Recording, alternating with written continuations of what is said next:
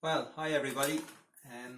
So after the success of my first little video entitled Soup, I decided to make another one where I show you how to make a complete Ayurvedic meal. The last time we made a really nice Ayurvedic soup. Thank you for all the people who sent in nice comments about it. I hope some of you have tried it out. I know at least that some of you have been up to McNally's Family Farm, the farm I recommended, where you could buy good organic locally grown ingredients. So okay, so today I'm gonna cook a whole meal, and that will consist of vegetables, rice and dal. And I explained to you about dal the last time. This is organic mung dal. Mung dal is used a lot in Ayurvedic cooking. Ayurvedic cooking would generally be lacto-vegetarian, so there wouldn't tend to be meat in it, even though it's not prescribed by Ayurveda or anything like that, but there wouldn't tend to be meat in it, so you need to be getting protein, and dal is full of protein. And the other good thing about dal is you don't need to soak the beans overnight. The brown lentils I used in the last recipe for the soup, it's a good idea to soak them overnight. Actually, they make them easier to cook, you know. So especially if you're a vata type of person where the digestion might be a little sluggish, so soak those beans overnight. But the dal you don't need to soak overnight, okay? And as I say, it's full of protein. It's very balancing for all doshas, and it doesn't create excess gas in the system. So I'm going to cook a dal dish. I'm going to use white basmati rice as well. I explained to you the last time about the fact that in Ayurveda we tend to recommend white rice as opposed to brown rice. Bit contentious. A lot of people think the brown rice is an awful lot better. It's your own personal choice, really. At the end of the day, Ayurveda would say that this is easier to digest, that it's quite difficult to digest brown rice. A lot of people would disagree with that, and that's fine. That's no problem. So, but I tend to use white basmati rice. And then the vegetables I'm using today, pretty much the same as the ones I used the other day. I told you about McNally Family Farm. This is a fantastic facility for anybody living in and around Drogheda, not very far away in Walchestown. Grow all their own vegetables in season. They don't use synthetic pesticides. They don't use synthetic herbicides. You go up there, you're not walking away with tons of plastic and styrofoam. They do use some biodegradable bags for some of the things, but most of the things you can just I have a little bag here from them, you know, and I just bring that back every week, and I just use that. And you know, the things like the parsnips and the carrots and potatoes and all that, they're just loose, and you just take what you want. And the beetroot, they're just loose, and you just put them in the bag, so you're not carrying away tons of stuff, you know. And you're supporting Irish farmers. That's who you're supporting. You're supporting local Irish farmers that are doing farming in tune with the environment and not doing harm to the environment. And so I definitely encourage you to do that, to go there and to buy your vegetables. And they do have other spots where you can pick up and things, and you can get box deliveries, not from them I don't think, but from Green Earth Organics and other people. So today the vegetables I'm using, same as the other day: lovely broccoli, beetroot, parsnips, baby spinach, and yeah, I think that's it in for today. But I'm going to start off by showing you how to cook the dal, okay? So the dal is quite easy to cook, okay? But the basic rule of thumb is 4 parts water to 1 part dal, okay? And it can even sometimes be a little bit more, 4.5 times water to 1 part dal. So a quarter of a cup, I'm having a cup of tea again while I'm doing this, okay? So a quarter of a cup of dal, then you need 1 cup of water, and a quarter of a cup of dal is enough for 1 person, okay? And you need 1 cup of water. And then if you're cooking for 2, so half a cup of dal, you'd need 2 cups of water, a little bit more. So the first thing you need to do is to wash the dal. Now, as I explained in the last video as well, you know, when you run it under the top, the water turns kind of milky, you know, and that's just starch. It's just starch being washed off the dal. And not that starch would do you any harm, but just that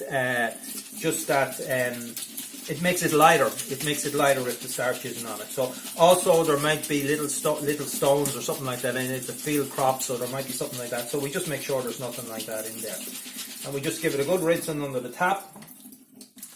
And then what we do is we put it in a pot. You add in, I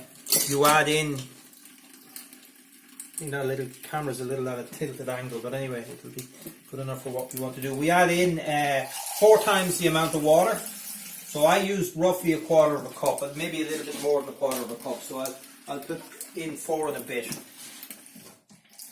And then what you do is you just bring it up to the boil. You put it on full heat. You can put the lid on it, but you need to keep an eye on it because it will boil over. It will boil over if it heats up too much. But you do need to bring it to the boil, and I'll show you what you do with it. Actually, more starch comes out when you bring it to the boil, and I'll show you how to get rid of that, okay? Now, then I'll move on to the veggies. So I have the veggies already prepared. I cut them all up. I have 2 sieves, one for the dal, one for the veggies, okay? So I have them all chopped up and everything. And again, I just wash them.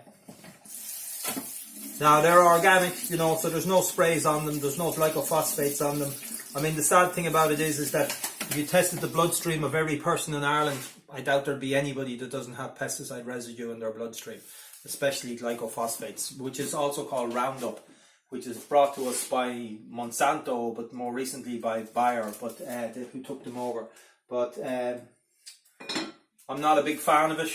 They're being sued successfully, thankfully, all over the world. There's hundreds of cases being taken against them for causing cancer. They'll deny it, but the courts in America have awarded some really big awards to people because they say they were damaged from, these are people who are using it to spray in garden parks and things like that. Unfortunately, I don't know for sure, but I wouldn't be surprised if it's very widely used in Ireland by councils and different people. And I definitely know people use it a lot in their garden. It's also called Roundup, but I wouldn't be the biggest fan of it, that's for sure. And I definitely don't want to be eating it. I definitely don't want to be taking it in my food. So that's why I go for either grow your own if you can, or buy it from a local organic farm. And you know, one thing I'd really like to do, and maybe when this is over, if there's other people around Drogheda who want to do it, I'd like to start growing my own food. So whether again an allotment or buy a field or rent some land, and you know, growing for one person is going to be difficult. I mean, because you'd produce so much of it. So if there's other people out there in and around Drogheda who'd like to become part of a sort of a co-op or a growing group, and we could work out the details later on, but let me know, okay? Noel@transcend.ie or Noel@Ayurveda.ie, and that's something I'd really like to do because that's good, healthy outdoor work as well, where you could spend your weekends doing that and produce and grow your own food. So anybody interested in doing that or being part of that, just let me know. If you happen to have an acre of land or something like that, or you happen to know what you're doing, even better still. Okay, so the veggies are washing. The cooking oil we're going to use again today is ghee. Okay, I explained about ghee in the last video. Ghee is kind of revered in Ayurveda, and one of the reasons it is that it's said to go very deeply into the tissues. It goes very deeply into the tissues, and then it carries the nutrients with it. So the food is meant to be full with nature's intelligence, and that's actually what you're doing when you're eating food. You're transferring the intelligence from outside into your own intelligence, and your body is making use of what it needs to keep itself healthy and vital. And ghee is said to have the ability to go very deeply into the tissues. And as I said, if you ever do panchakarma or a home detox, and we're going to organize some videos on home detox, you end up drinking this stuff, and I can tell you, it's not very nice, okay? It's very effective, but it's not very nice. Some people don't mind it. I don't like it at all. But there's a trick in how to take it if you need it. So I'm going to put the pan up on full with that, and then I get my wooden spoon. I like to use a wooden spoon and the ghee, and I just put a fair amount of it in on there, and then I just wait for that to melt. Okay. Now, if you're vegan, that's fine. I have no problem with that. I actually admire it because really it's a lot of benefit being given to the environment by people being vegan. I'm not vegan myself, but if you are vegan, coconut oil, okay? That's also an oil. Like ghee, it actually can go up to quite a high temperature without burning, okay? And also, we feel very nutritious oil as well, a very beneficial oil to use. Don't use trans fats, don't use a lot of the commercial oils, I wouldn't really be a big fan of them either, you know. So my recommendation, rapeseed oil mightn't be so bad, organic Irish rapeseed oil. Get a good quality oil. Don't cook with olive oil.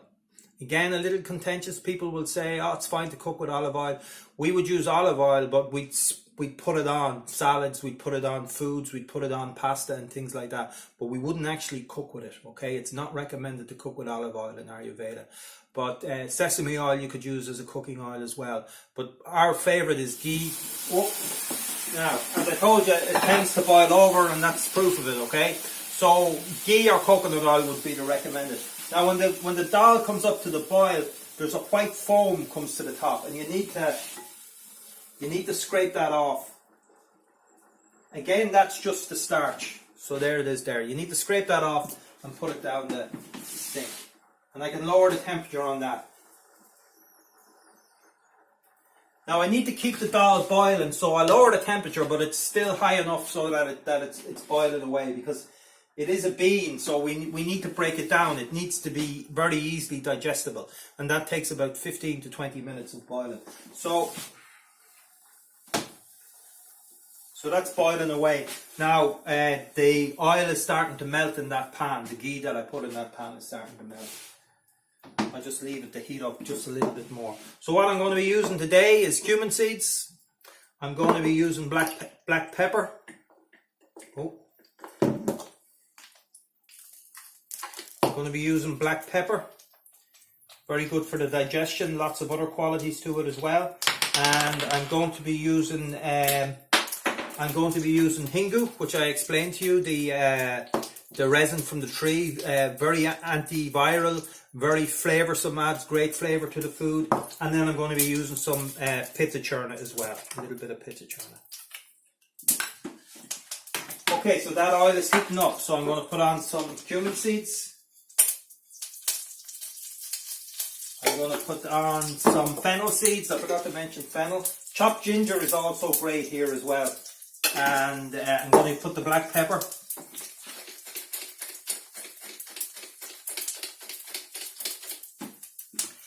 Now it's very hot, so I'm going to stir it around a little bit, maybe lower the heat. I'm going to... And what else did I not put on? I put on some... Yeah, I put on some churna as well. Okay, you don't want that to burn, so I'll just move it off the heat for a little bit. So, but you do want it to be hot. So, beautiful, beautiful smell coming off that now. Really beautiful smell coming off that.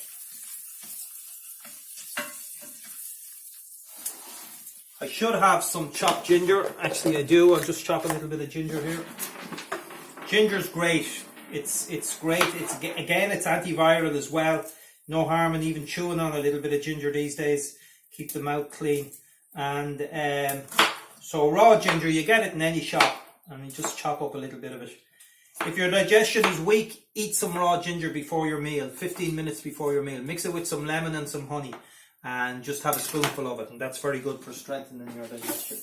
Okay, so I've all of that on there. I just give the veggies one more wash, and then I'll put them on the pan. Woo! Mix them around.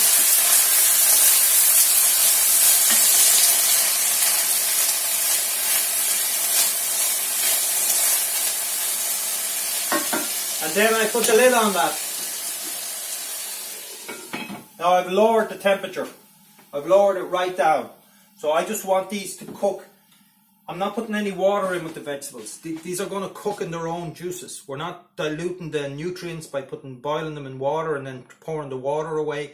These are cooking in their own juices. There's no additional water in there. Sometimes if you got it too hot, you might need to put a drop of water in there. But at the moment, they're fine. So you melt the oil, you put the seeds in, you stir them around, whatever seeds you happen to be using and different things that you're using, the spices.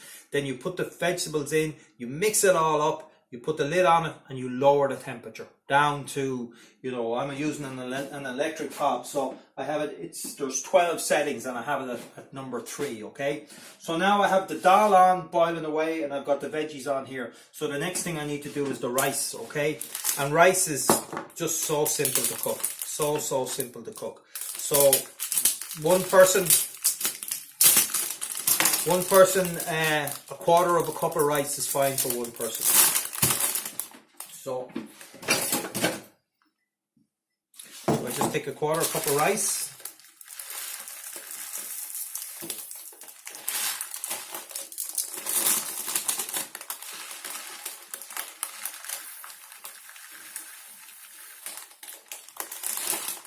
And again, you have to wash it. You have to give it a bit of a wash. So I just throw it into a sieve, the same sieve I use for the dal.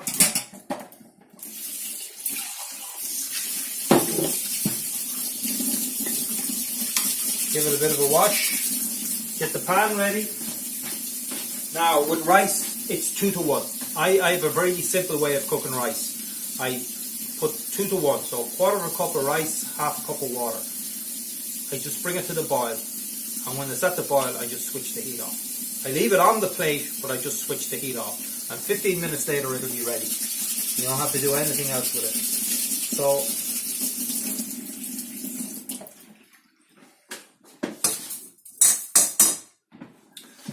the rice is on there. I put the water on.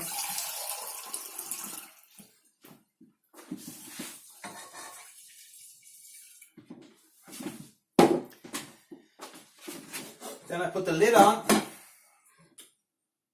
and I put the heat on full blast under the rice. I bring it up to 12, and then that'll come to the boil very quickly. And once it's at the boil, then I switch the heat off, and that's it. I don't have to do anything else with it. I just wait until it's done. It's time to eat. So again, I'm aiming for, once I have the vegetables prepared, this meal takes about 20 minutes to prepare. So once you have the veggies done, everything else, the dal is the longest really, and it takes about 20 minutes to do. The vegetables will cook in their own juices in the heat.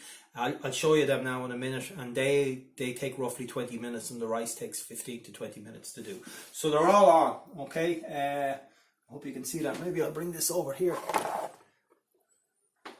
Okay, so there's the 3 pots. You got your veggies in here, you got your dal in there, which is bubbling away, and you got your rice there. Okay, so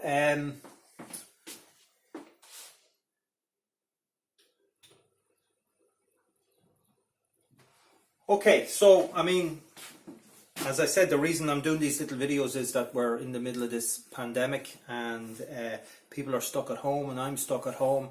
And Ayurveda, I'm really happy to see now that Ayurveda in India is being brought to the front line for the treatment of COVID-19. Kerala, the state of Kerala, have said that they're going to start treating patients with Ayurvedic medicine, as well as all the Western interventions that are needed. And as I already mentioned to you in a previous video, that in China they had huge success in treating COVID-19 with traditional Chinese medicine. So all of these traditional forms of medicine, traditional Chinese medicine, Ayurveda, herbalism, all of these things, the idea is that you build your immunity, you build your inner strength. And when your immunity is strong, then it can deal with these things that come along. As I said, we know that the vast majority of people who get COVID-19 are going to recover from it, and even elderly people who get COVID-19. If you happen to get this, don't panic, don't become full of fear.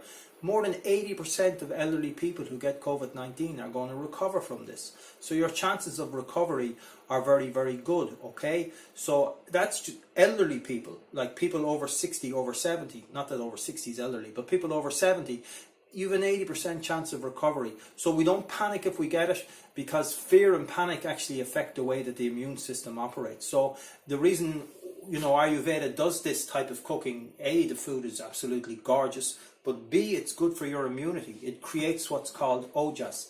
And ojas is strengthened immunity. It's bliss, it's vitality, it's strengthened immunity to deal with all the things, not just this particular thing, but all the things that life throws at you. In Ayurveda, it says, the food that you're eating is turning into the new you. I mean, if you think about it, within the space of a year, most of the physical makeup, if you take yourself right now, this minute, watching this video, okay, you're made up of different layers. You've got the whole body, then you've got the different organ systems, you've got the different tissues that make up the organs, you've got the cells that make up the organs, and then you got the cellular parts, the cellular components, right down to the atoms that are making you up as a physical entity right now. But in 1 year's time, most of that will not be part of you anymore. You'll have created a new you. Every single day in your body, 300 billion cells will replicate themselves. Now that's a bigger number than there are stars in the Milky Way. 300 billion cells will replicate yourself. That means the DNA, the double helix DNA, will unwind itself and 2 new cells will be formed. And this is happening to you every single day, 300 billion times, without any particular input on your part. I mean, it's not that you're controlling it or anything like that. But what are you making the new you out of? Well, you're making the new you out of what you're taking in from the environment, in the air and the water and the food that you eat. So we want to make the best new ourselves, okay? So we take the best of food in that we can. And Ayurveda explains how the food that we eat goes through 7 stages. With plasma, with blood, with fat cells, with muscle, with bone, all the nervous tissue, right down to reproductive tissue. And there's 7 stages in which this is done. And at each of those stages of transformation, ojas can be produced. And ojas is vitality, it's health, it's strong immunity. And, that's why in Ayurveda we take some concern about what we eat. And, we don't eat. If you're living an Ayurvedic type lifestyle, you're not eating frozen foods, you're not eating processed foods, you're not eating stale leftover foods. You're really not even eating recooked foods. You're cooking your meals freshly every time if you can, and that's not always possible. And sometimes I'll make a meal here, I won't eat it all, and I'll turn the rest of it into a soup in the evening time. But still, it should be as fresh as possible. And then, that helps boost your immunity. There are lots of other things that can boost your immunity. Practicing transcendental meditation, for me, is the number one thing, because you're giving your system that rest. You're allowing it to get rid of the stress and strain. You're allowing it to, dissolve that tiredness. You're enlivening that inner creativity, and then you make much more creative decisions about the way you live your life. When you're stressed, people generally, when they're stressed, are not making good decisions. You tend to be more impulsive when you're stressed. Actually, it's got a physiological component. The back part of your brain, the more ancient part of your brain, tends to become involved in the thought process when we're stressed. And we know at the end of a long day, we can be very snappy, we can be very impulsive, we could, get stressed more, tend to reach for a drink or a cigarette or something like that, and, just more impulsive behavior. When you're more relaxed, frontal cortex is in control. And the frontal cortex is, that's what makes us human, really. That's what separates us from the animals. That's what gives us, empathy and love and compassion and good decisions and all that. So we want to be functioning from the frontal cortex. And the more relaxed we are, the more the parasympathetic nervous system is operating, then that's what we operate from.